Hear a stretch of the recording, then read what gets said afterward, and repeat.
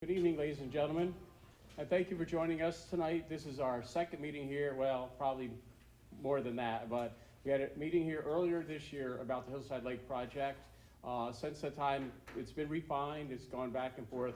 We actually got a contract, we got approval for a grant from DEC for $647,000. It's a matching grant that the town highway, from our highway stormwater is going to be picking up a portion of that.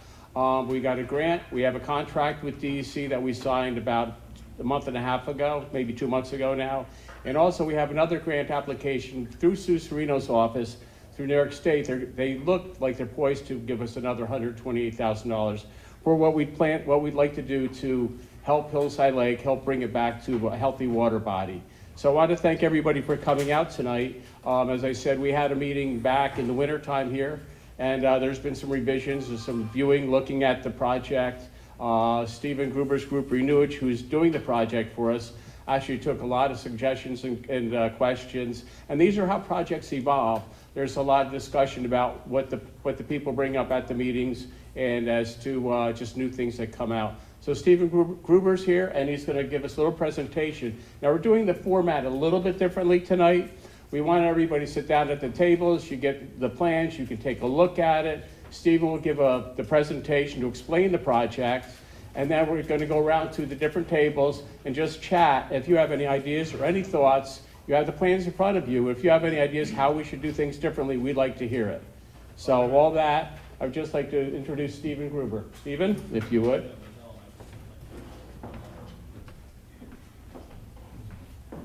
Thank you, John. We're expecting hundreds here tonight, but I guess it's a hot summer night. Anyway, yes, as the supervisor said, since we last got together in the winter, we've had an opportunity to take the plans a little further. We've had some interaction and feedback from the regulatory agencies, and we're excited about what we're going to do. We're bringing together a couple of different processes to help bring this lake back to life. The first one is, the first main part that the grant is for is to create a stormwater wetland. We're going to recreate a wetland basically, and the purpose of doing that is to create a filter to capture the stormwater runoff before it comes into the lake. We were at the lake this afternoon, and we were estimating that there's probably about 4 to 6 feet of sediment at the bottom of the lake, making it pretty shallow at this point. So what this process will do is capture a portion of the stormwater that's coming off the slope side in the beach, what's called the beach area. And as we presented last time, we're going to have a recirculation system where we're going to be running pipes out into different points in the lake to aerate and draw water back in the system. So there'll be constantly a recirculation of water to make up for the area of the lake that's not on the slope that we can't treat by gravity coming into the system. So we'll actually draw water in on a constant basis. But on top of that, as the supervisor mentioned, since we met, there were some additional funds that became available through Senator Serino's office, and the plan is to utilize those funds to do what's called hydro raking, whereby a company called, what are they called? Solitude, who are probably the top guys in this field for cleaning water bodies. You can Google them. There'll be information in our presentation. And there are basically two ways to clear the weeds and all the plants that are the main eyesore and a big part of the problem. One is called harvesting, where they basically go in boats and they crop the plants and take them away, and that's good for a month or two, but that doesn't give us any kind of long-term problem solving. So what we're going to look at is doing what's called hydro raking, where they come and they literally rake the bottom of the lake, and they take up all of the plants from their roots and a lot of the sediment, and it's dewatered and taken away as compost. So that, in combination with the recycling of the water in the lake and the capturing of the stormwater, will go a long way to beginning to bring this lake back to health. It'll certainly create a big visual impact that will be a big improvement. Now, obviously, as we've said repeatedly, this is an ongoing longer term process than one summer or one project. And we won't be able to do the entire lake, raking it immediately, but we're going to do probably a little over half of it. So one of the reasons why we wanted to set the room up like this tonight was because we wanted your feedback and your ideas and your thoughts. So one of the things that we have to determine is what parts of the lake we want to prioritize for clearing. To some extent, we're driven by the physical aspects. We have to clear the center of the lake, the deepest areas first, but we also have to have access points. And we have a couple of different access points that we're going to be able to put the boats into the water and draw the weeds out from.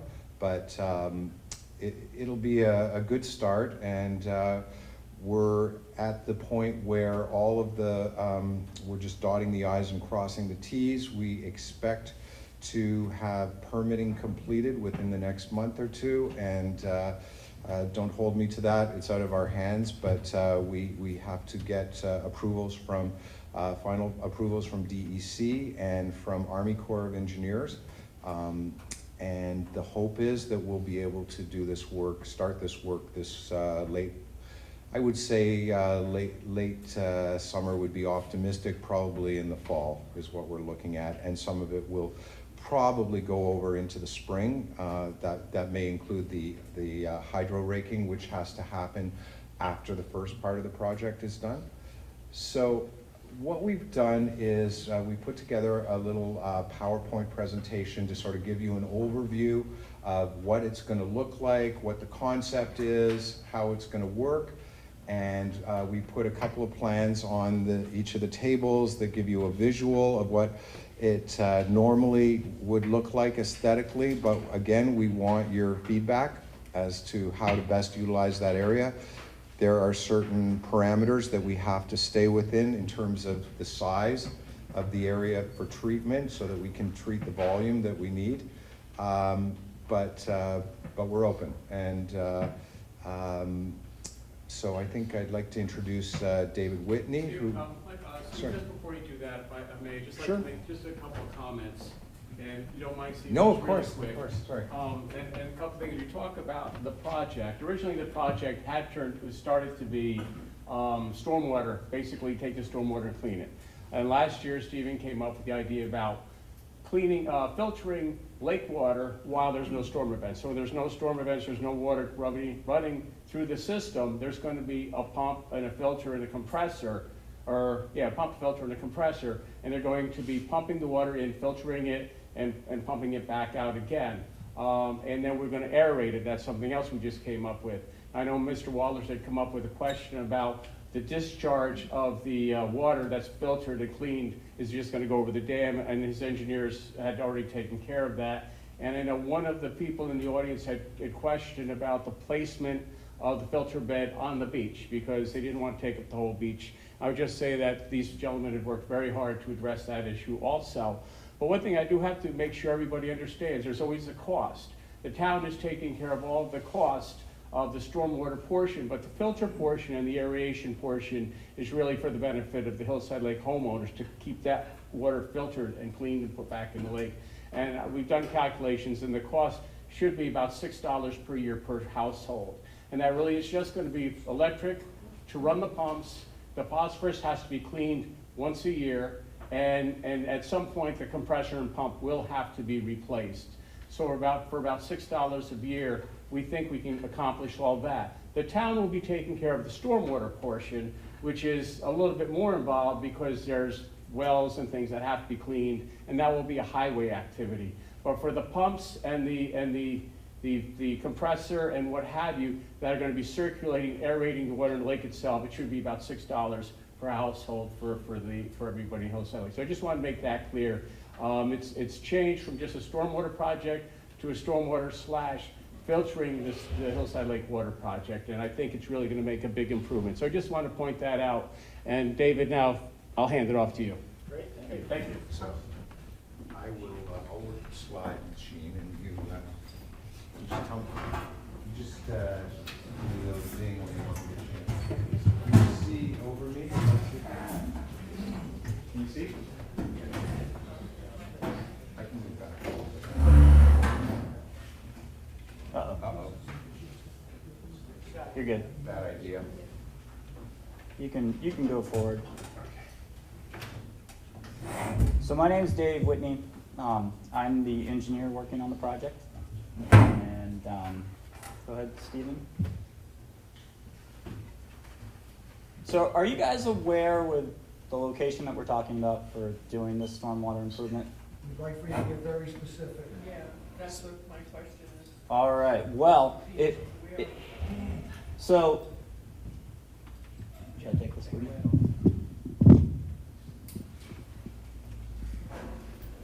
So right over here, this is the area that has been described to me that you guys call the beach area. So you've got the chain link fence there. And then there's a little wooded peninsula here. And this is the swimming, what was originally intended to be the swimming pond portion of your lake, and then the main lake body. So the area that we're talking about hugs up next to this tree line. So when you're driving past the beach, there's the asphalt apron that goes down to a little gravel area. It would encompass that area and form a triangle that goes over to the tree line.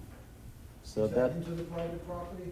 this is all on the On the beach area. on the beach area lot, not the private lot. How many square feet? We're gonna get to that.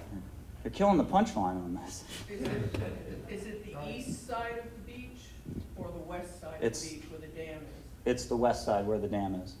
The earthen dam or the cement That would dam? be the east side. Or, I'm sorry, the east side, looking at it? The right-hand side is. The right-hand side, yeah, so the east side. Where that Yeah. point is, and then there's like the little pool on the opposite side of that. All right, so let's go to the next slide, Stephen. So yeah, we'll zoom in a little closer here. Now you can see the earthen dam.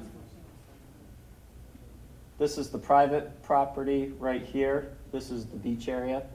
This is that gravel, or that asphalt apron going down.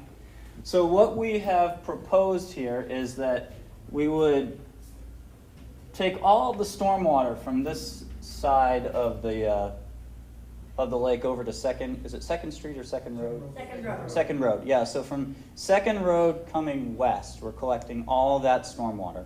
So there would be a new culvert pipe that connects the catch basin that comes over. There's only one, you're only capturing one sub-watershed then? It's Your last presentation. it's the same as what we presented in the last Zone 10 presentation. actually Zone 10 flows doesn't go into towards lake. Hillside Lake Road.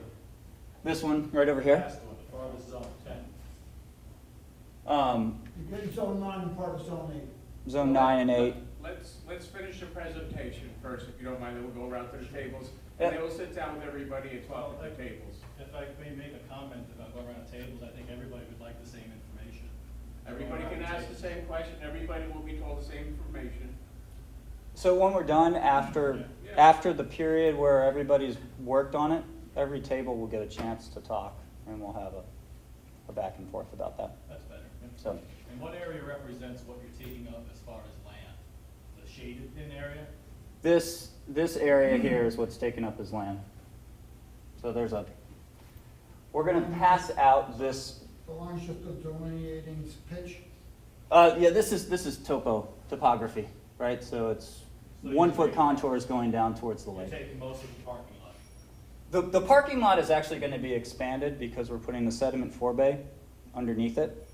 And then after the sediment forebay, we've got the wetland for water quality treatment.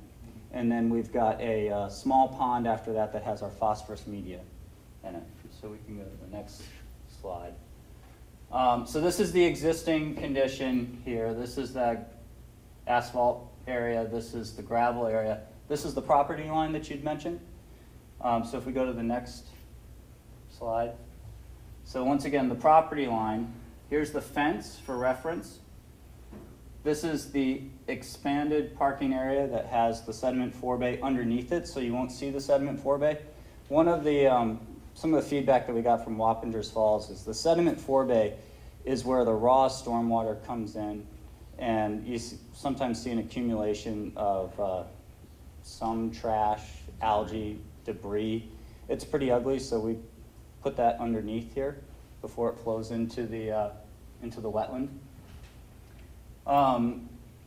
You need the design goal that we have is to store 100% of the water quality volume storm events. So that captures 90% of the storm events that happen in a year, and you're pretty much guaranteed to get the first flush that has the dirtiest stormwater. So it has the highest amount of total suspended solids, nutrients, etc. In order to do that, we need to have about 3,000 square feet of coverage for the sediment forebay and 4,000 square feet of coverage for the gravel wetland. And then in terms of storage, the sediment forebay has about 25% of the water quality volume. The gravel wetland has the balance of 75%. During storm events, it will temporarily pond up 6 inches. Go to the next slide.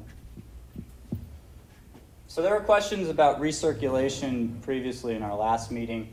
Because we're only capturing these drainage areas down here, we're also close to the discharge point for the lake. So as Stephen and John mentioned, we're going to recirculate water from the lake through the gravel wetland filter and then through our phosphorus media filter and then discharge it back into the lake. The way that we do that is we have skimmers out in the far portion of the lake. Water goes into the skimmer, there's a pipe that comes back here, and then it gets pumped from a small basin there back through the gravel wetland filter, flows by gravity back out into the lake. The green lines represent the intake.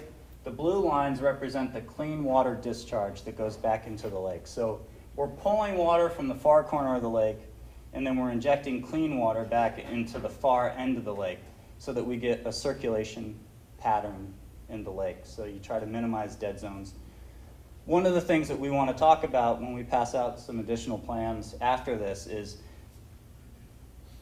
what people's opinions are about the best area to put these intakes.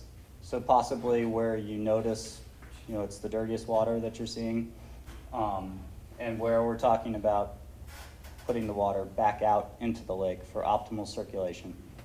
Is there a gallons per hour or gallons per day, or is there a regulator?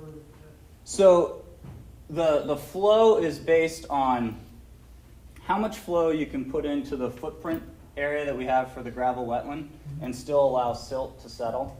So it's a settling velocity that you want to do, so you don't want to make the water. Yeah.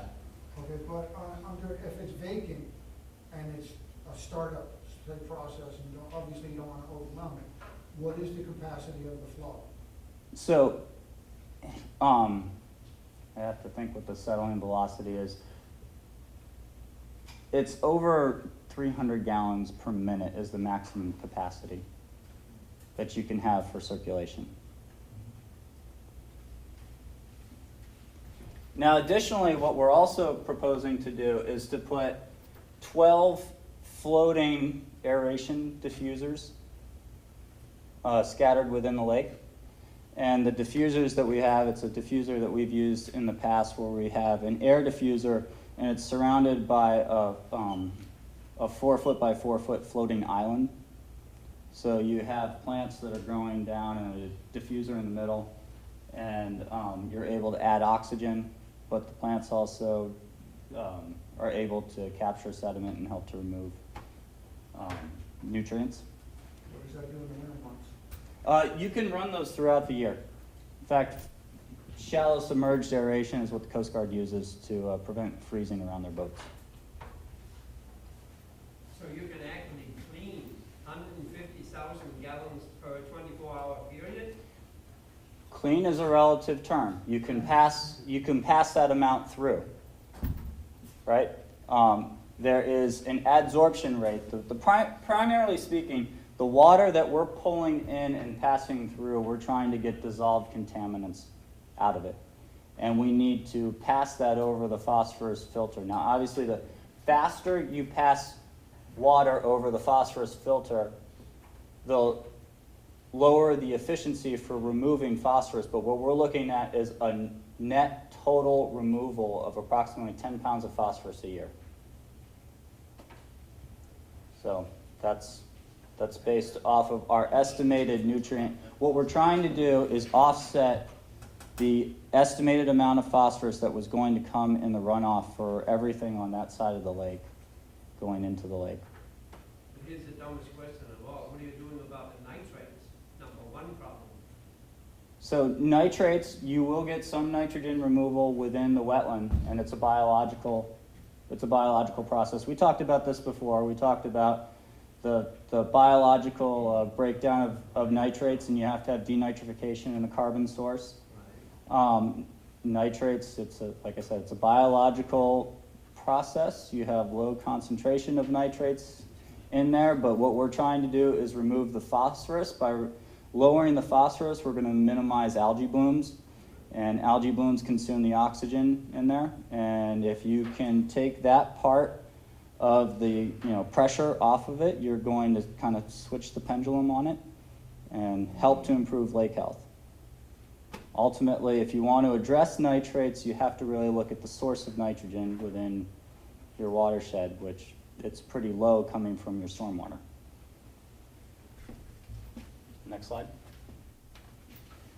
So the process flow diagram, we have stormwater runoff going into a forebay that's located under the gravel parking area.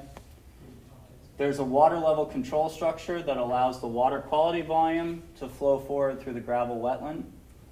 Storm intensities that are beyond that water quality volume storm will actually bypass and get discharged to the swimming pond area, so it's not going to go back into the main lake, but it's going to go closest to the discharge point so that passes out.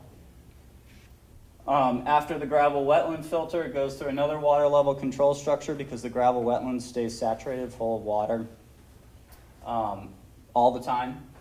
And then it goes through what we call our back system pool, which is our biological algae control, which is the phosphorus removal. And then ultimately discharges back into the lake. And then we have recirculation back from the lake along with aeration that gets pumped back through the wetland filter. So looking at our forebay, go forward. Forebay is under the parking area. You can go forward. In our rendering, this is what the parking area would look like. It's approximately a 50 by 60 footprint. We're depicting 6 parking spots there, but this is something that we want some feedback and to get from you guys as a community, how you envision using the space. Right now you've got a chain link fence going through it in a small area. What's that? Weight limit? No, the storage that's underneath it, it's H20 loaded, so you could, there's no weight limit. 18 truck. Yeah, exactly. So we'll keep going, Stephen. This picture is hard to see from where you are, but these are the boxes. They're called matrix boxes that end up being the storage under the parking area. You line it with a rubber liner. So in essence, you're making a pond under the parking area. You put these boxes in there.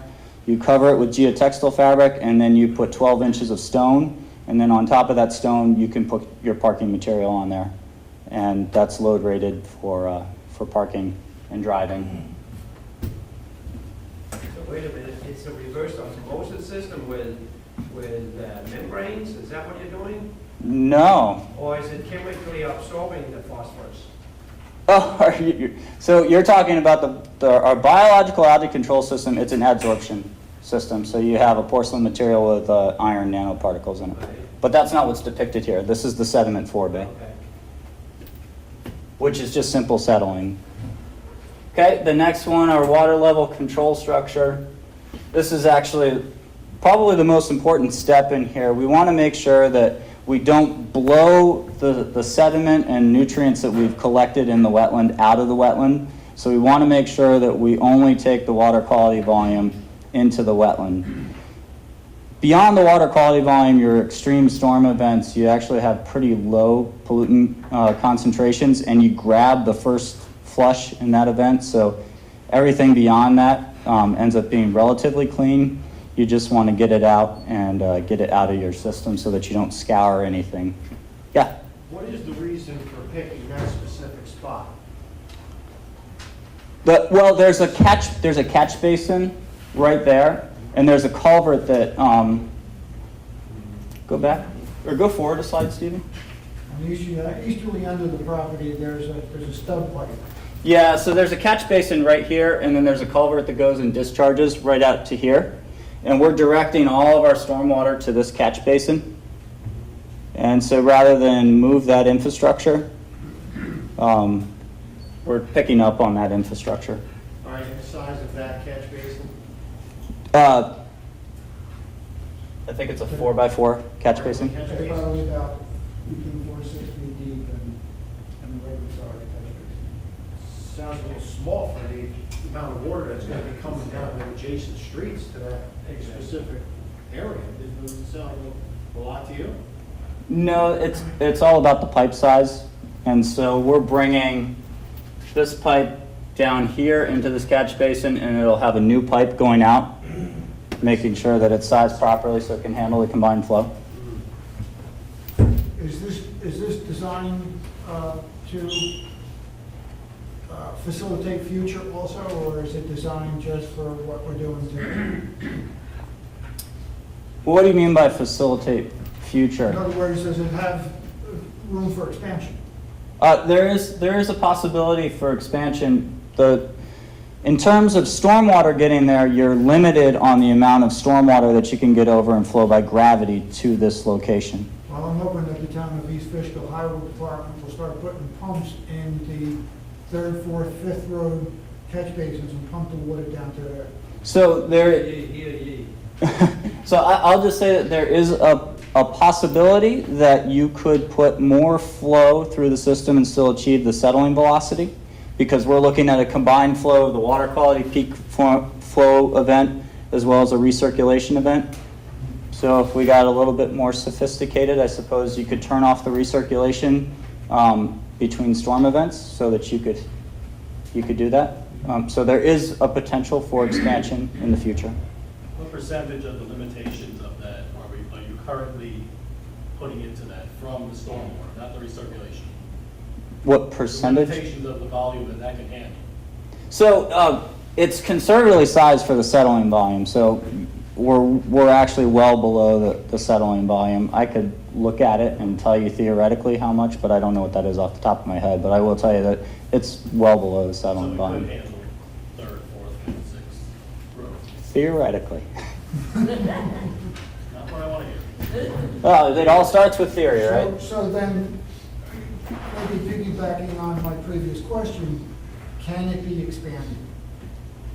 Yes, there is the potential to expand it. Now, I will tell you that the biggest hindrance in expanding it is the sediment forebay, right? And so although the gravel wetland filter could accept potentially a higher flow in there and still achieve the settling velocity, there are also, you would need a slightly larger sediment forebay, but we're putting this underground, so there's always that potential for expanding that. I would just caution you too that right now New York State doesn't have the gravel wetland filter as a best management practice for stormwater yet, which would require minimum sizing for it.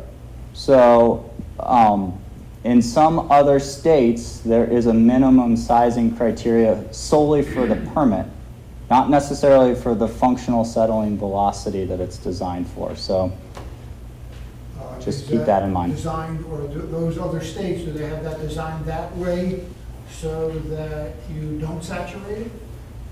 No, No, in fact, I would say in some of those other states, they're actually more aggressively designed and smaller. I'm just cautioning you that if that becomes a BMP, they could follow a prescriptive approach for approving it, which means that if you were to go in and use an argument saying settling velocity, which is the driver behind all of this, you could get some resistance. So But we're beyond that curve right now as far as permitting. we are, yeah. While you're on this close-up, where is the filtered stormwater exit? So right now, the plan is to take this existing discharge area where it's flowed through that swale and utilize that same discharge. And that's also the corridor that we'll use for our buried pipes that go out into the lake. So the filtered effluent would go back out here through a pipe and join the network. So we maintain this one small swath, and in doing that, this natural wetland, or that's formed a wetland, will be an enhanced wetland area. Dave, have you tested the dam on the left side to make sure it can handle all this and heavy spring rain? So we're adding additional flow over here to this point, but that water's already been flowing onto this side of the dam. Right, but into the swimming area, and then there's the dam on the left side, which is just an earthen dam. This one over here? Yes, over there. That's a cementing. It's Cement. Yeah, that one's That's a concrete cement there. That's concrete. Yeah. Concrete. on the top, but still. And this is all earth and berm right here. Yeah, it won't change the water level in there dramatically. Your earthen dam is the peninsula area right there. First Yeah, one. This one, but this isn't, I don't believe this is concrete That's all the the way. dam. That's the That's- dam. Is it concrete all the way across? Okay. Well, either I don't way, know what she's worried about is how far down does the concrete go? yeah, and the answer to that is I don't know. I haven't looked at that concrete dam. Well, that concrete dam actually was inspected, I think in 2010 or 2012, as per DEC requirements for dams. So we had that at the time. I think, You do. yeah, I don't think there's anything structurally deficient in it, but it had been inspected and we have to report on that. Okay, when they cleared the dam off, John? when they Yeah, we had cleared cleared, we had to go have the inspectors go up and take a look at it. Okay. So I think it's I think it's substantially okay. We have to have it inspected every few years. Because when I'm concerned about the house on the left there is mine, and my backyard is lower than the level of the dam. So one of the things that we're doing with the runoff analysis is looking at this overflow discharge that we're putting into this area and making sure that it doesn't raise the water level so that it spills out. And so we'll have our runoff analysis that you can take a look at that shows that by diverting it over there, we're not causing a breach. So, next slide. Before you- Oh, For information's sake, an article that was in a local paper several years ago about Hillside Lake being constructed, the gentleman that was being interviewed indicated that spillway, not spillway, the dam, the concrete dam, had footers that were 4 feet wide at the bottom and 4 feet deep. So that's what that concrete, along the walkway, along the property. Right. Along the That's right what of this way. article said. okay. As far as the discharge, the filtered discharge, Mm-hmm. and where you depicted where it's going to be conveyed to. Right over through here. Yeah, now, are you pushing that back through the pipes where the aerators, same, where the aerated water comes from? Or are you just discharging it out into the open? It will have its own discharge pipe, so we won't be sharing the same pipe that's a suction line and a discharge line. Okay, how far out? The reason why I ask is it is right about where your last yellow delineation is in that earthen berm there. Yep, right around there is where there's a sluiceway, metallic sluiceway, and that takes the water from the larger area of the lake and into the swim area. So if you discharge the filtered water right at or about there, you are inevitably just discharging it to be back into the dirty water. Right, and so we had a previous slide where I showed 2 discharge lines that were going to the far end Right, that's what I of, was asking. of the lake, Pipe yeah. to the aeration system. Well, they're piped to the far end, the aeration Okay. system is separate, So right? this So, will in fact be channeled into those pipes? no, they'll have their own Oh, pipes. doing the same? Yeah. Discharge in the, Discharge pipes will be their own pipes going to the far end. The intake pipes are their own pipes coming from the far end back to the wetland. And the aeration, the individual aeration islands out there have their own air lines that are separate.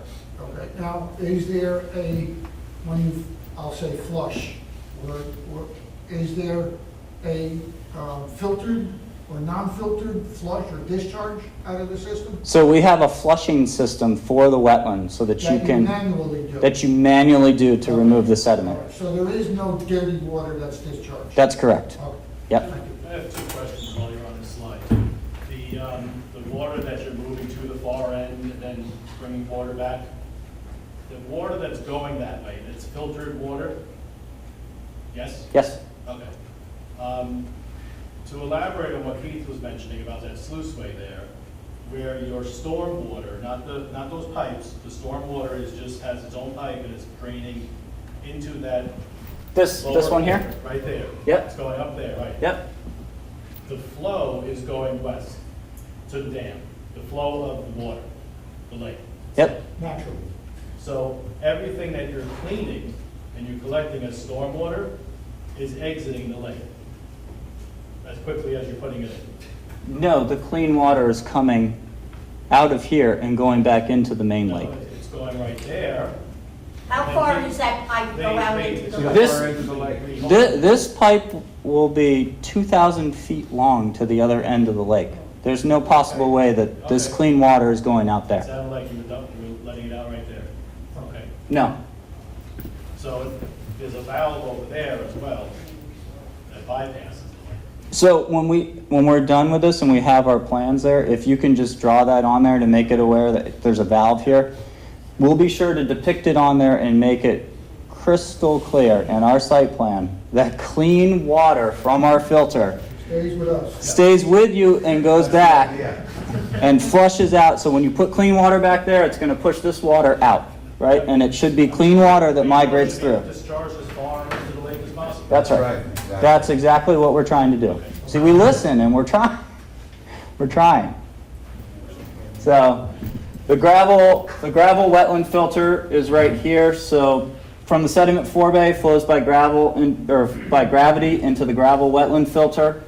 Water goes into the bottom and it flows up through gravel media. You start with 2-inch stone and then it gets progressively smaller as you flow up so that it filters it out. So you go from 2-inch stone to 3/4-inch stone to 3/8-inch pea stone. So sediment gets trapped in the bottom. The whole gravel wetland is lined with a rubber liner so that the dirty stormwater is separate from your groundwater and held in there. Clean water is collected at the top and discharged out. Periodically, you can come back and flush this sediment out that's been captured in the bottom, and we'll show you how that's done in a later slide. So, in the bottom of this wetland, we have these boxes that are like milk crates. They form a void space in there. The void space for your project is actually 3 feet deep. And that's because we needed to squish that footprint as much as possible so that we could still give you a usable beach space. That milk crate space in there, that void space, is where the sediment collects, and then ultimately we're able to pump the sediment out.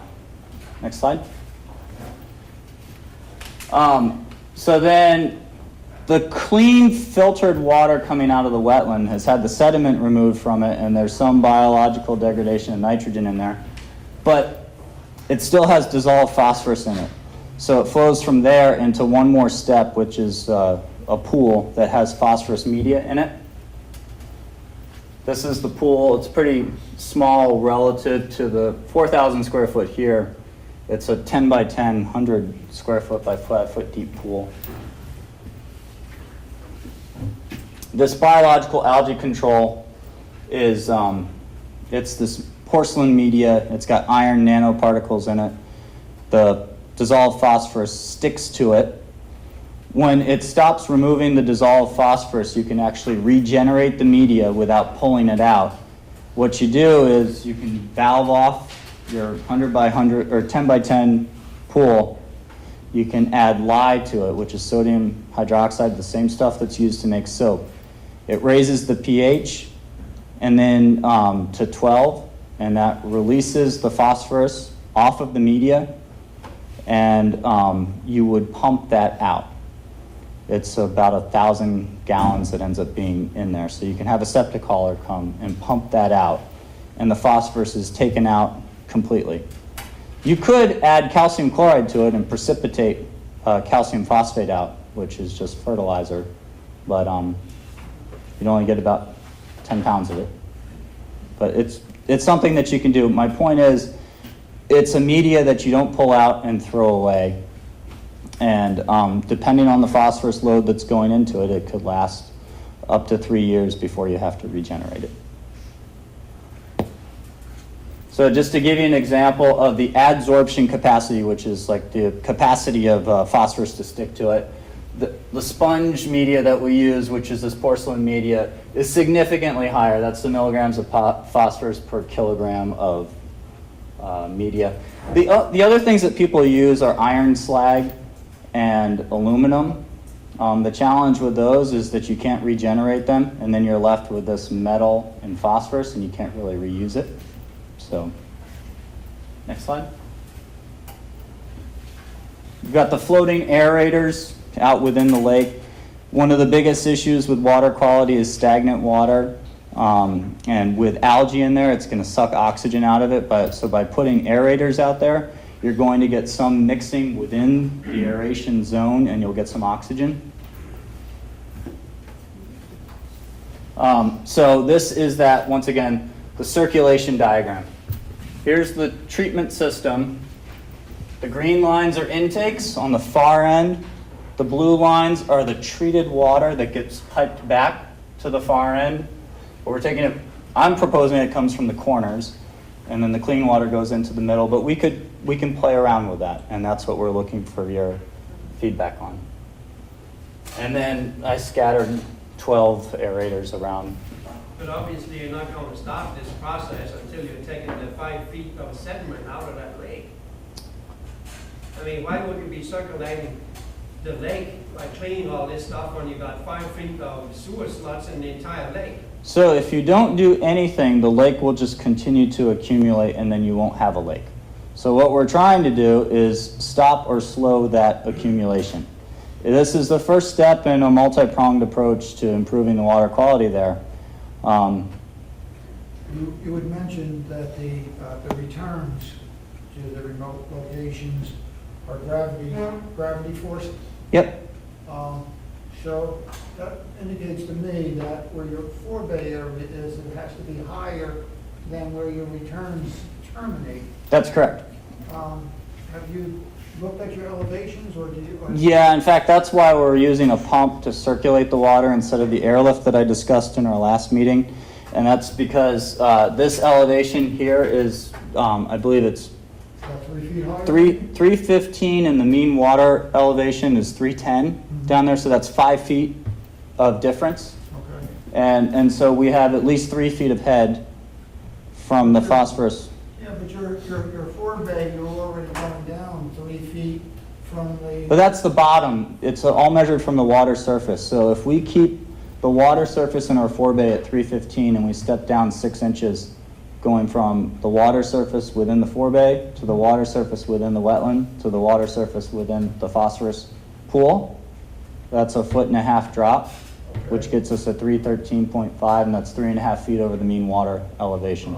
And how many square feet of liquid water do you have to create enough pressure to pump it back, or is that variable?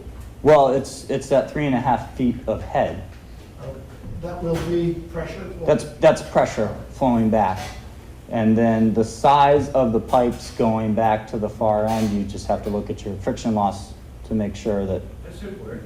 the pipes are sized appropriately so that you don't have such significant friction loss that everything backs up. What diameter are those pipes? Depending on how many, it'll be 4 or 6 inches, whether we do 2 or, 2.5 feet below the average Yeah. land surface Yeah. area. And the openings for the skidders are gonna just be the same 4 inches or? the openings for the skimmers are actually 8-inch, it's 8-inch HDPE pipe. Yeah. What happens if a turtle goes in Then you, There's some big turtles around. then you have to paddle out in a canoe and pull it out. One the size of this table? You know, you might have to paddle out in 2 canoes. They're gonna fit in the hole in the It's not first gonna place. fit in the pipe in the first The place. pipe, the turtle wouldn't get in. So within the skimmers, we actually have a dome grate in there so that they can't get wedged inside of the pipe because we have had those issues in the past. The other things that have gotten wedged in pipes, it's not turtles but bottles, right? So any kind of floating bottle can get in there. It's So a fun game to try and throw rocks into the skimmers. yeah.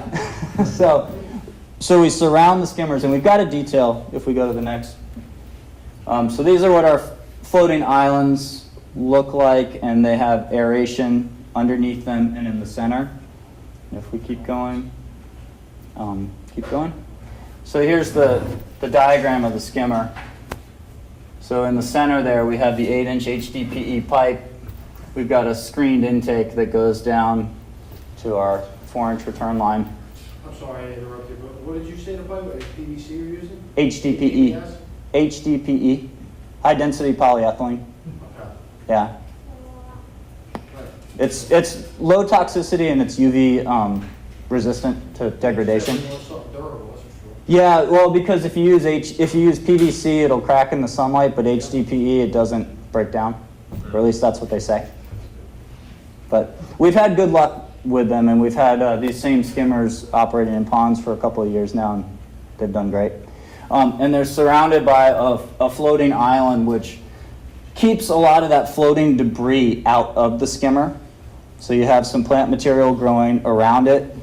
The maintenance that's involved is it's tethered to the bottom so it doesn't float away. And you can go out there and you can remove plant debris that gets into the center of it. But Is there a control panel near the forebay with any kind of alarms or sensors or anything like that? these are not equipped with float sensors that show that they're not flowing. What about on the receiving end, so there's nothing that would indicate? So on the receiving end where the pump basin is, there is a control panel. And you can get a low water alarm You can- in there, yeah.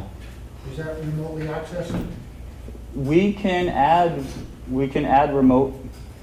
On our other control panels, we have cellular technology on it, so it sends out text messages for alarms, and that's something that we can talk about with John about how to do that. Because depending on who's maintaining the system or how we're going to, That's exactly the point.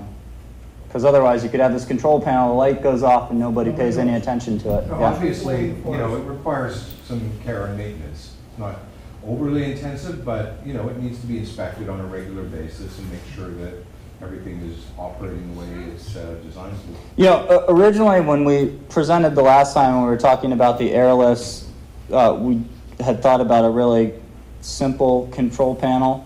Now that we have the pump in there, and I think the questions that you're raising, I think that it probably deserves the consideration to put in a PLC that has remote alarm capabilities. What's the floating island made of? So it's actually made up of HDPE boxes as well. They're the milk crates, and they have some buoyancy foam in there, and then they have coconut fiber on top. And then you plant into the coconut fiber. As far as pump size, pump back, Yep, what size? 3.5 horsepower pump. Single phase, three phase? Well, you can set it up single phase, 3-phase, 230. Okay. It depends on. I honestly don't know what the power available is out there, and that's the next question that we have to finalize our design is what is the power? Is that 3-phase or single phase power? Single phase anyway. Yeah. There's no three phase in the work. Okay, so we can do single phase in that size. It's not a big deal.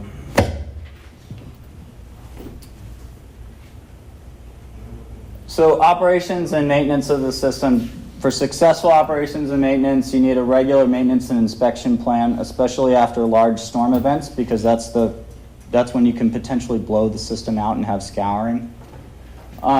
Sediment flushing, we recommend that sediment gets flushed out of the wetland twice a year.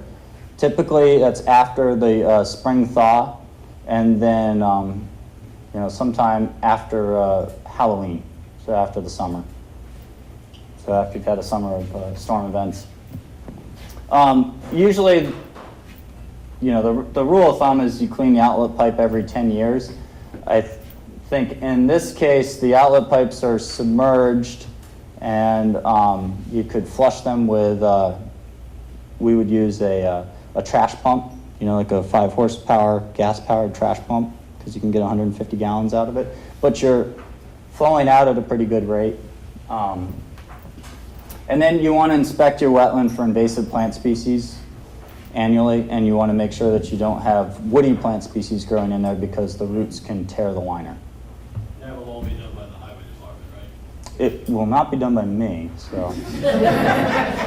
Theoretically, yes, it could go, I mean, in Wappingers, it was contracted to somebody who is in the Hudson Valley who is fairly experienced working with wetlands and this type of technology. He looks after the wetland wastewater system at Omega outside of Rhinebeck. So they did a contract with him for the first year, and then they decided this year that they're going to do it themselves through their DPW. So we did a training session with them, and hopefully they'll maintain it properly. But it could be done by either way. Okay, And that'll be something that'll be determined by the town afterwards. My question is basically, there's a division in this, dividing part between this whole project. There's the stormwater portion, and then there's the lake regeneration portion. The stormwater portion is being paid for by East Fishkill. The maintenance for the pump and return portion of it, we are being taxed for. So I want to make sure that we're not being taxed for the maintenance of this stormwater portion of it. That's a great question for. Probably someone said, The question is where the delineation is, and maybe a better approach would be, you use a $6 per year per household figure. Perhaps if you would divulge what is entailed in that $6 per year per household. So I would say that the recirc lines go back to the far end of the lake. Yeah, that was a good point. Oh, yeah. So this is something that during the work period. It's very pivotal in a lot of our decision making and. So I would say from my perspective. Actually, I'm it's just. really not a question for you, actually, I shouldn't have asked you. But I just want to say that I think it makes sense that you have the same one entity that maintains the entire system, and then it's a question of how it gets paid for. And I can assure you, we understand the concerns of the people in Hillside Lake. We certainly wouldn't want to, the reason I came up with the $6 per household, and I think that would be rather high, but you don't want to say it's going to be $4 and it turned out to be $6. It's easier to say you're just a little bit high to make sure. But that really is basically to help us rejuvenate the phosphorus, which will be part of the recirculation. Obviously, it's part of our stormwater. That will also be, taking a split probably between the both entities. But really, it's for the electricity, for the pump and for the compressor. And because these guys are going to be running pretty much all the time, for replacement of them, figures being 5-8 years down the road. That's all that is. So, breaking it down, I don't know what the electricity is going to be for the two, for the compressor or for the pump. I figured high. I think it's going to be lower than that, but I didn't want to say it's going to be lower than have to come back and say it's going to be higher. On that note, regarding the electricity usage, in one of the previous meetings, solar was discussed. Is that out of the question at this point? It's not out of the question, and when we've selected the motor for the pump and the blower, we will do that kilowatt hour per year estimate on it, and we will also look at the viability of doing a battery backup or solar powered system for it, and say this is what the requirement would be if you were to go solar. And obviously, space required for enough panels. Yeah, for the PV array, et cetera. Yeah, we'll look into that. So, next slide. So yeah, to get the sediment out, this is what we use to get it out. There's a flushing valve, and then you use a trash pump, which is just a portable pump. I originally came up with it because I was tasked with maintaining the first couple of systems that we designed and installed, and I needed to figure out how to do it with a pickup truck and one of my employees. So it's a silt bag, which is just it's like a felt fabric.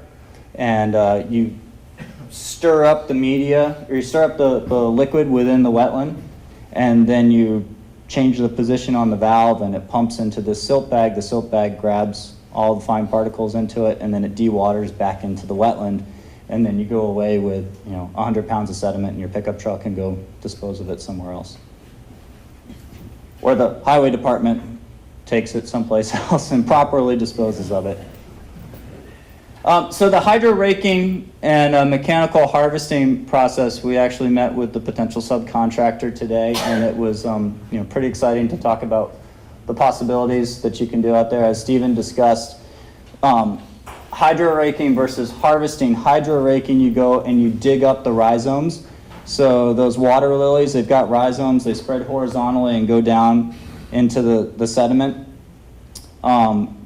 They talked about the most effective way to do it was to actually apply an herbicide to kill the water lilies first, so that it actually kills the roots. There are two ways of doing it. You can just go and hydro rake without an herbicide. The risk that you run is that you don't get all the rhizomes, and so you leave a couple of them, and then you have such nutrient-rich water right now, they can spread pretty quickly again. There are some questions about the herbicide that we've asked to get some more detail about it to see, what kind of environmental impact it would have and what are the risks involved. So, yes? If John would give you this literature that I showed him this before, I found something that's natural that goes in our type of water. Okay. I'll give you this, Dave. I was actually going to give it to the gentleman that's going to be doing from Solitude, but this is something that John McNaught brought up that he'd gotten. Okay. So we'll certainly look at different ways, different herbicides, but something we have to contact these people. I mean, bear in mind, folks, that to do this, we need to have a permit from DEC. The guys that have that were contemplating subcontracting to do this are probably the most competent in the Northeast U.S. They've done a lot of lakes and water bodies, and they're familiar with the regulations from both DEC and Army Corps, if they have any say in the matter. And so whatever is put in it's not going to be toxic or harmful. And it's not going to be done without public notice ahead of time too. This isn't something that's going to be taken lightly. There are concerns and considerations, and I even raised them too, saying we're going to use a plant-based treatment system to filter the lake. If it's a persistent herbicide, what kind of impact will it have on it? What kind of impact would it potentially have on the farm and agricultural fields downstream? And so I'm just relaying to you what they suggested today. No decisions have been made, and we'll find out some more information about that. We're about green technology, so we're not interested in putting anything toxic into the lake to further compound the problems. We're excited to work with these guys because they know what they're doing, and we think it'll have a real visual impact. And the wildlife in that lake, whatever's left, that'll be taken into consideration. Like the fish? Fish. Yeah, and so that was the other, talking about herbicides. And so he explained to us that the herbicide that he was suggesting specifically targets purple loosestrife and water lilies, and that it doesn't have any proven negative impacts on aquatic species that are left over within the lake. So it's not like adding copper sulfate to your lake and it kills everything. Right. Right? I'm sure they could tolerate a little bit, they've been tolerating it all these years, so Yeah. not a little ingredient. I mean, somebody pointed out this afternoon that one of the key permitting issues that DEC is going to be concerned with is not so much whether the benefit is for recreational purposes, but what is the benefit to the natural habitat, i.e. the fish and the ecosystem itself. So you know, we're going to do our homework, and you know, we're going to make sure that whatever goes into the lake isn't adding any more harm. If anything, the goal is the opposite. So there's gonna be other meetings then? There- With the people, with us? Absolutely, there's going to be additional consideration on what goes in, and we'll keep you updated too with DEC responses about whatever gets submitted.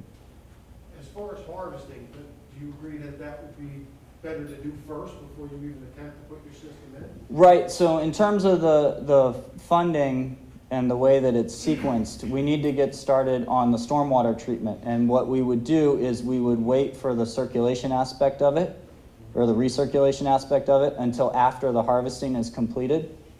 Because we talked about how they go in and harvest. We want to make sure that the paths where we're putting our lines are harvested first, and so that they get the muck out, so that then we get our lines deep enough so that in the future, if they need to come back and harvest, they can harvest over top of the lines that are in there. Is there any way to, I'm sorry, go ahead.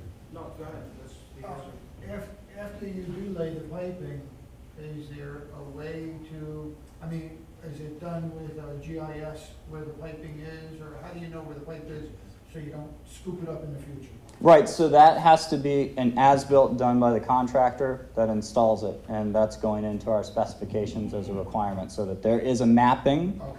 Now the pipe, I will also tell you, the HDPE pipe is weighted, and it's weighted with a stainless steel wrapping so that you can identify it with a metal detector. The other thing is too, these access points where the hydro rig goes in and they've got their harvesting barges, those access points will also double as recreational access points for lake users in the future, right? So the plan is to put geogrid down so that you stabilize that shoreline so that you can launch the boats in and out, but it has a clear path so that you'll go from the edge down to deeper water, you know, pretty close to the shoreline. Is it already determined how many of those access? So we identified 4 access points today that the town already has access to. The harvesting contractor also said that there's a potential that people that are directly on the lake shore, that if they could get access by cutting through the water lilies so that they could have their own access. But these are all, it all gets down to, there's a limitation with the barges. They have 2 feet of draw on them. So there's a limitation to how close they can get to the edge. And so the plan is to get out in the center first and work their way towards shore radially. And then there's also the budget limitation on that. So things to consider too with those 4 access points. You're going to be removing a really large volume of material out of there because there are so many water lilies.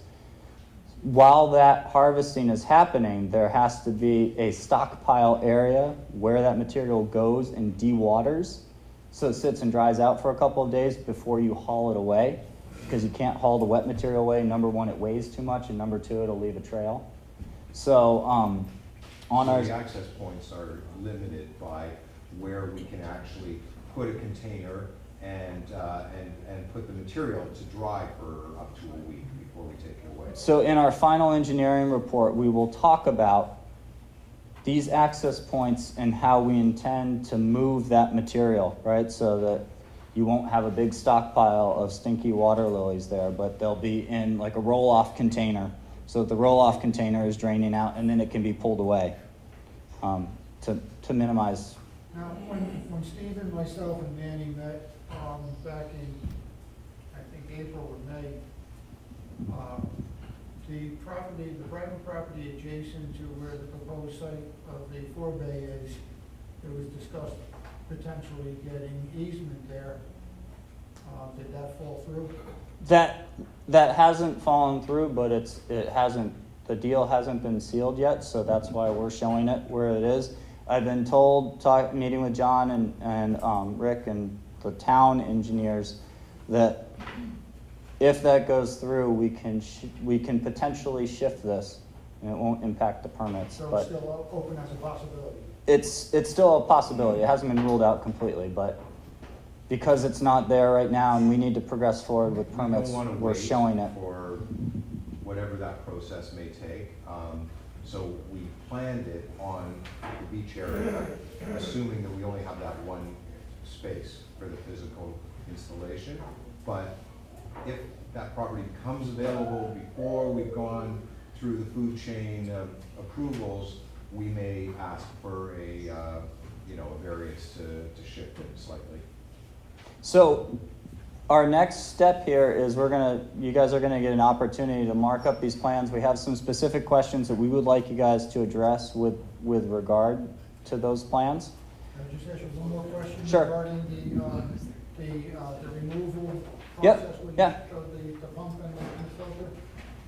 In subwater shed 9, which is the area that we're talking about, in a previous graph, you had indicated in that zone TSS, total suspended solids, and you had indicated about removal of 100 pounds. Is that accurate so far? I think so, yeah. But on this graph, you show almost 2,500 pounds of total suspended solids. This is your summary of That's- subcatchment for watershed 9. Yeah, so it's 100 pounds per silt bag that you remove. Okay, so Yeah. that's not the So amount. how many pounds are gonna be per year? Well, the reason why I say 100 pounds is that the OSHA requirement for lifting something into the back of a truck Oh, okay. is, actually, I think it's 80 pounds, but, so, yeah. So it's a logistical. It's a logistical issue.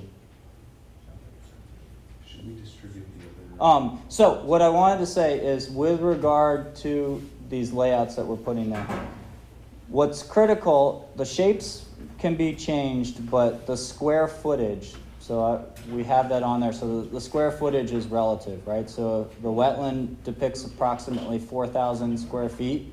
So if you start to change the shape of the wetland or think about another location, just keep in mind, we still need 4,000. Force. Yeah, so that's what I want you to keep in mind. Are you taking questions now, or you still have more?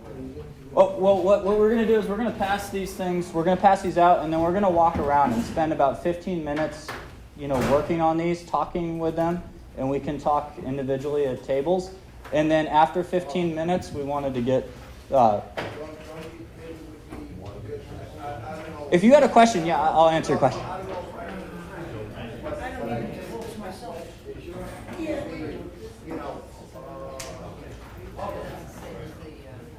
Right. So you can come up with the questions, and if it's something that you think that needs to be addressed and something that we talked about, at the end of 15 minutes. I kind of waited for the end. I have my list. Okay. I would like to, I think that probably have some questions. You guys coming around to the table and us asking questions, it's not gonna be helpful. Everybody should get the questions and answers. That's how, Every table is going to get an opportunity to. what are we hiding? Everyone find into one table. I think every table will get the opportunity to speak, so you can raise the question. Then.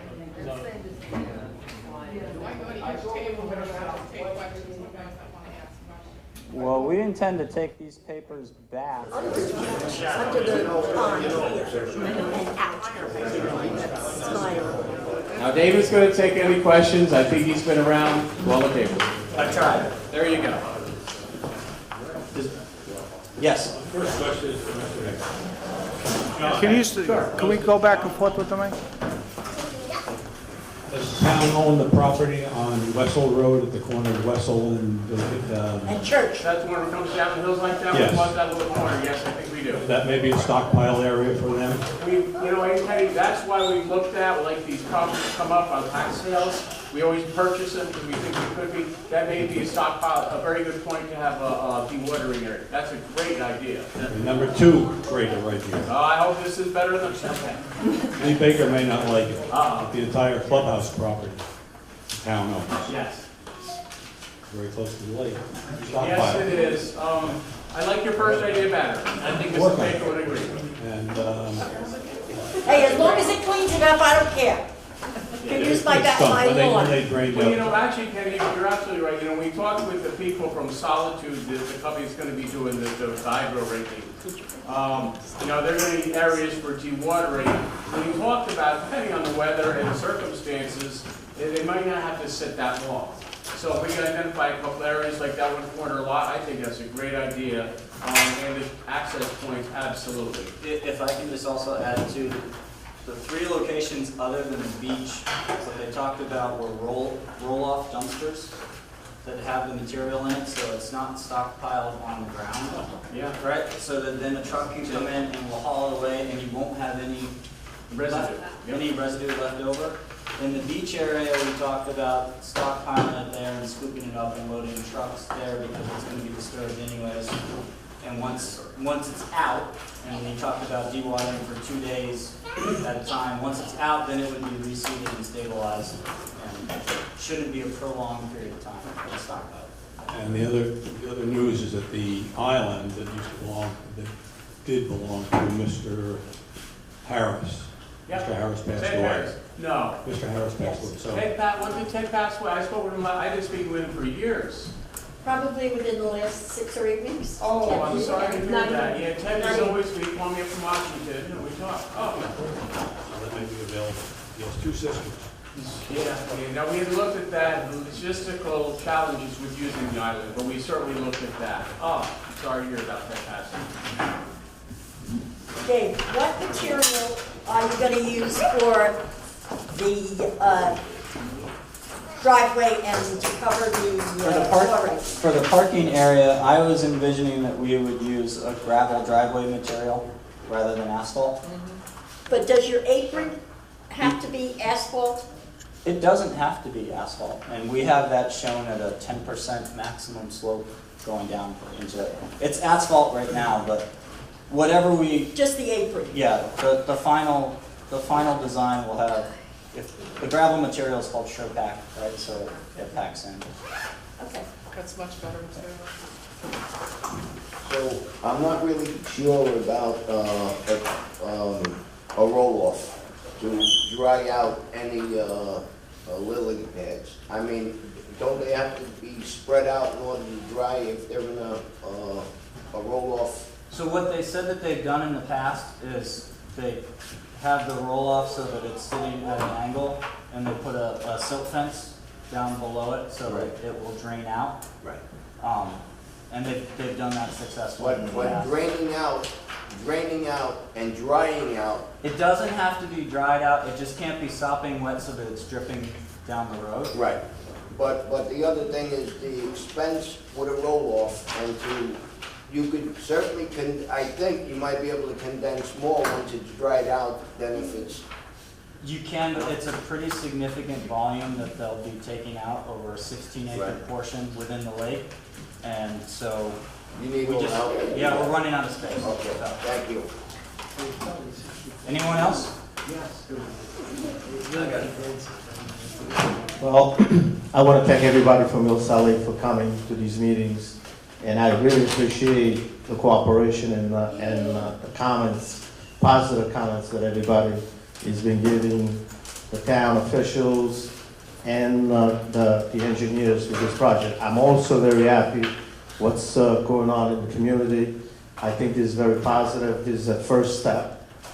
God willing, finding more funds in the future will really remediate the lake. But I feel very positive about what these people are doing and what the town officials have kind of worked together with us, with the community. And again, I want to thank everybody. Thank you. Thank you. Is it likely when the hydro breaking takes place that it will open up any of the original natural springs that someone told me were probably sealed by the silt that's on them now? It's entirely possible that it will. And the other question I had was,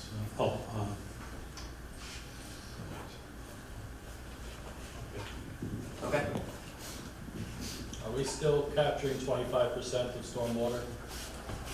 I believe so, but if you have a table, does it say otherwise?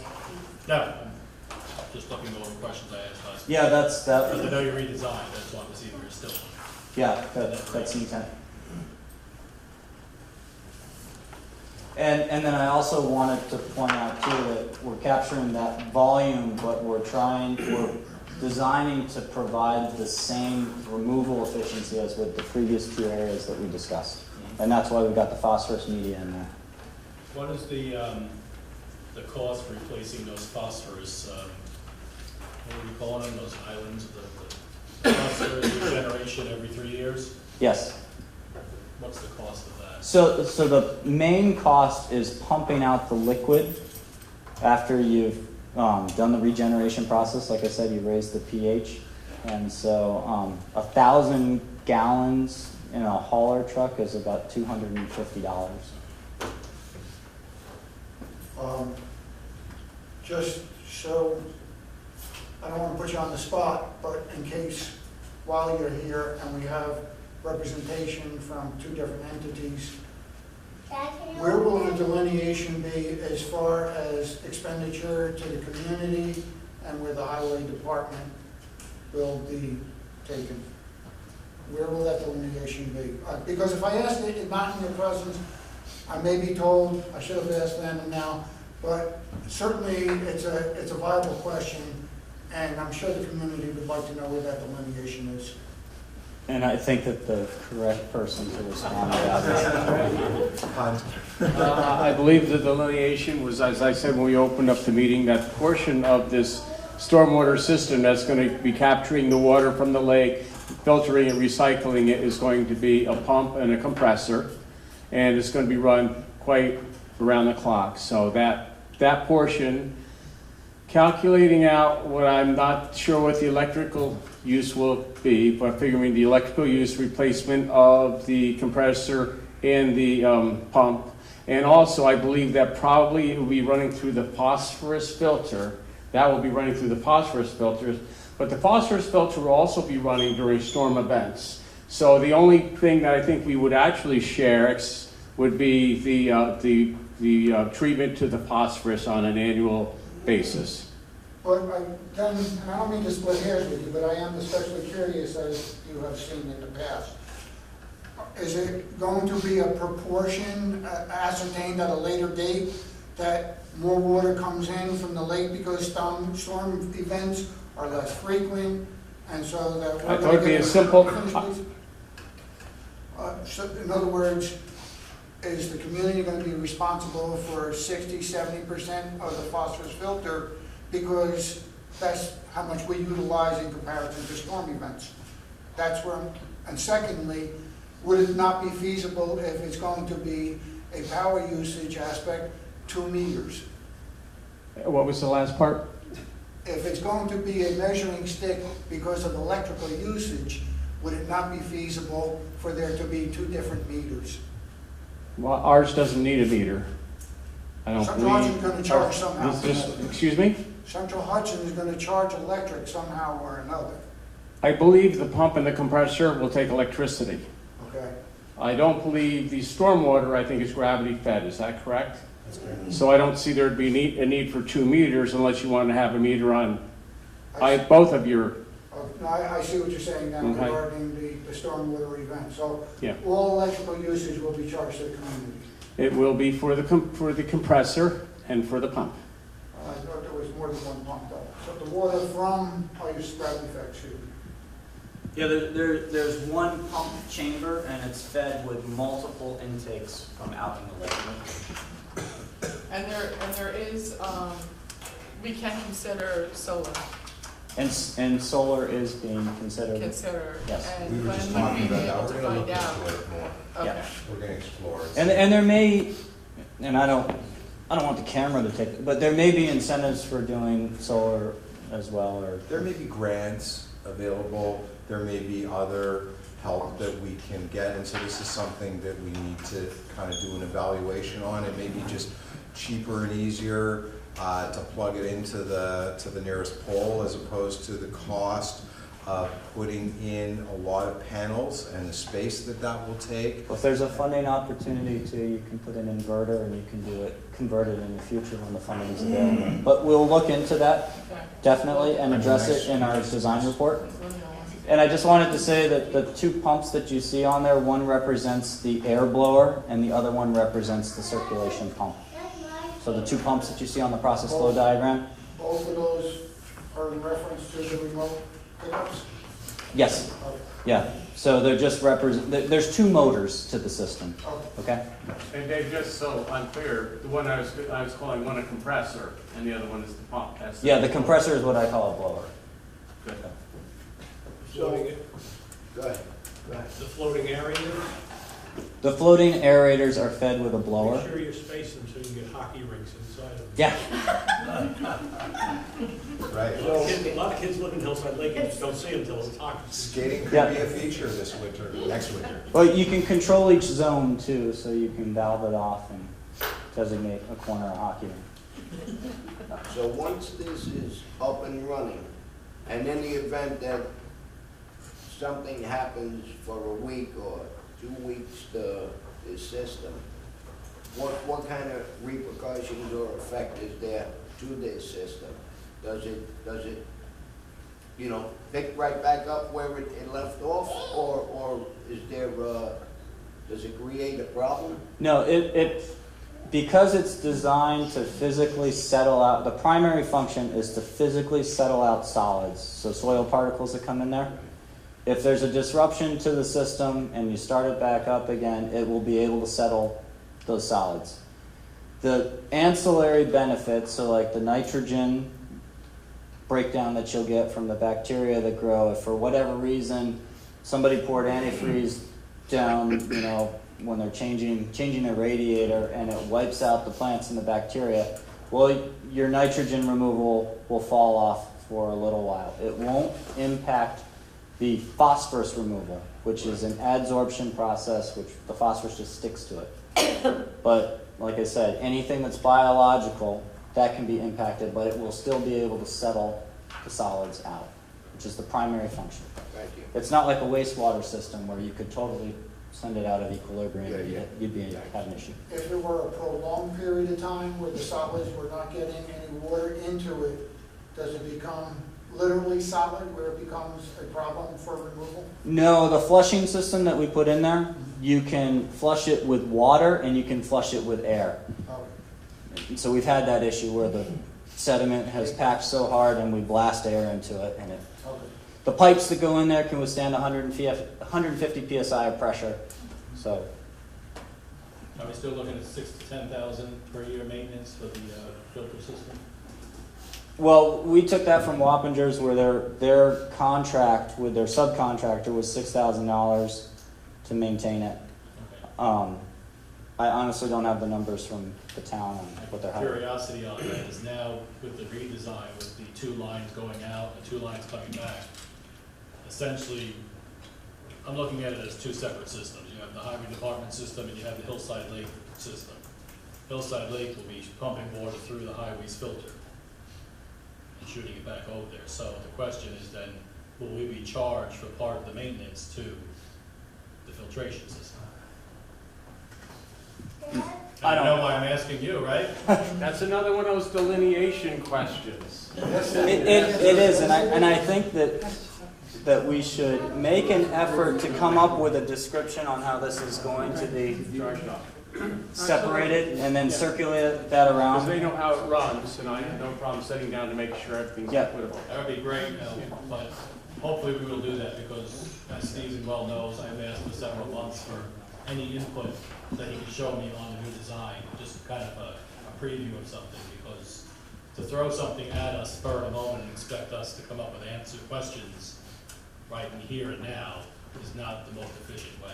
Well, the concept hasn't changed since our last presentation, with the exception of I have a pump in there for circulation instead of the airlift, and that was just physically because of the survey that we got and the elevation change. It just wasn't feasible to do the airlift that I had talked about before. I have a question for John. Yes, John, Bob? is the town gonna be, you mentioned something about blowing out, water or air?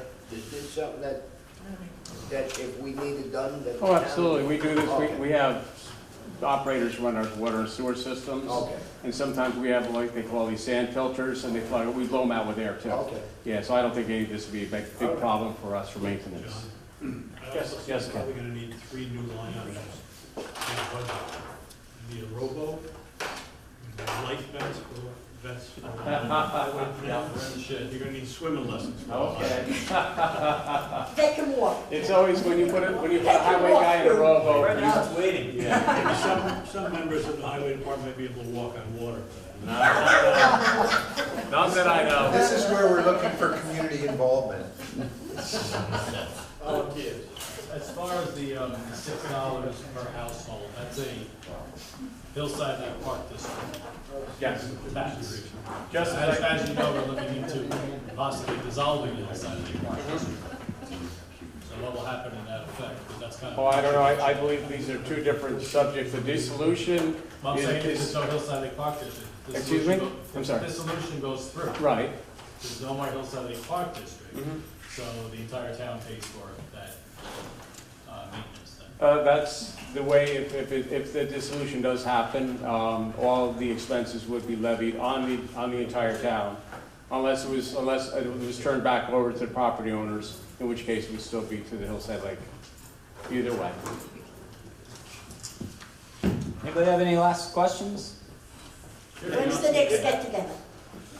Hard to say. We're still in barbecue season, so Yeah, Coming for a barbecue? next time I'm waiting for the somebody's invite. house for a barbecue, okay? Well, I would just say this though, David, we really need to get moving if we do want to get breaking ground this year. If everybody's okay with the plans as we see them, we do need to start making applications for our permits. So I will say that walking around, getting some feedback from people, we've identified 2 primary locations on the far end of the lake that have the highest amount of sediment coming into it that we want to have our intake there.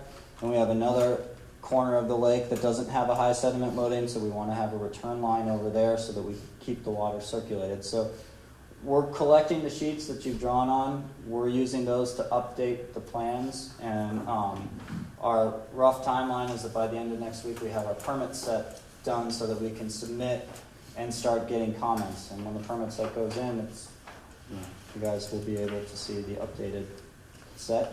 Comment. Plan to remove the sediment that's currently in there. So the sediment that's currently in there, the only plan to remove that is through the hydro raking. Take sediment with it. It is able to remove anything with plant matter in it. And so, today the hydro raker, he estimated that there would be up to 4 feet of rhizome in there. So, I mean, short of dredging the lake, it's hard to do much more. Well, 4 And feet, that's pretty good. we yeah, can't, no, I think it'll be significant, I mean. we can't dredge the lake right now, but we can remove the plant matter. So that's That's gonna You're go talking along. about staying within the parameters of the grant, is that what you're That's right, alluding to? yeah. And so that's what we're pushing for. Didn't you say the motors, the compressor and all that was 10 horsepower total? That's 10 K a year. And you said you're only going to charge $6 per household? How No, much? not 10. We have 2.5. Each horsepower takes $7.50 per hour. 6 to 10K is for the filtration system, the highway department. Yeah, and, oh, is that right? Okay, not the running of the system. I thought we were just told we are paying for running the system. That's not stormwater. The stormwater is free, right? We paying for the other stuff. Nothing's free. Well, it's paid by somebody else. It's not the organization. Our property taxes is what we're sitting here for. So when we have the final motors selected, we're gonna provide the annual kilowatt hours for it. And we'll have an accurate estimate of the power consumption. And we're very cost sensitive, so we're not gonna go and Yeah, I know, have but that's all. 10 horsepower. We don't have 10 horsepower calculating motors. The effect on a motor is exactly the same as counting dollars, because it uses exactly this much for exactly this horsepower. I'm an electronic engineer, you know? So I get 10,000 off the top of my head, but that's beside the point, and then all the other expenses. So how is that gonna be $6 a household, is what I'm saying. The $6 is only for the portion that's gonna be taking the water in, filtering it, and then sending it back out. So it's really only for the compressor and the pump. Yeah. And then it's for helping, and then we're gonna work together on the phosphorus retrieval. Okay. Okay? I mean, maybe, I hope I budgeted enough, because I don't know what the electric is. I just figured $1,000 a year would be to run a pump and a compressor, if I'm mistaken, depending on the motor. But I figured $1,000 a year. And then we need to replace these guys after so many years. So built into that is replacement cost of the pump and the compressor. You had mentioned doing the lily pad raking in the springtime. Is that not too immature of the growth at that point in time to actually do the raking?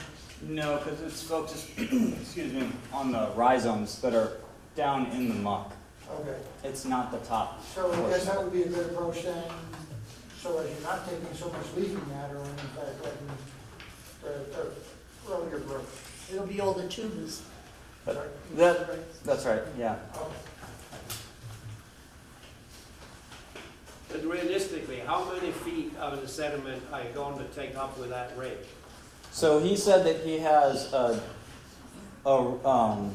digging capacity of up to 10 feet. Wow.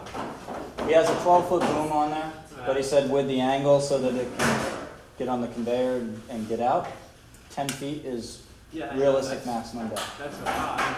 The only thing is, now I understand why it has to lie on the beach for a while and dry. Because I've seen when Mass Hughes stuck his rake down in it, I mean, it doesn't look like plant material, but I know it probably is old plant material. It's a lot of muck with rhizomes. in it, Exactly. Yeah. And so that's why it has to So sit in that's the going water to for be a couple quite days. an undertaking. Yeah, so they use conveyor belts. Oh, To- yeah, to get like them they out. did in Wappingers. Yeah. I remember the lake in the back there. Yep. We'll be happy to see you get going. What? We'll be happy to see you get going. Yeah. Yes.